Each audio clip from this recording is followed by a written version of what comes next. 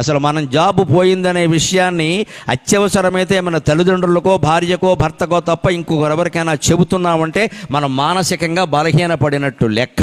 నువ్వు చెప్పాల్సిన అవసరం లేదు. అది అవసరమైతే ఓ చిన్న మాట, పెద్ద ప్రమాదం ఏం కాదు. ఎవరన్నా అప్పుడు కూడా ఏం చేస్తున్నావు అంటే చేస్తున్నాను కదా, నువ్వు వాడేం వచ్చి ఎంక్వైరీ చేశాడా, ఎందుకు వచ్చిన గొడవ, చెయ్యట్లేదంటే 100 సలహాలు ఇస్తాడు. పోయిందా, ఎందుకు పోయిందిరా, ఏ విధవ సలహాలు ఇవన్నీ. ఇక్కడ మన అనారోగ్యాలు కూడా ఎవరికి చెప్పకూడదండి.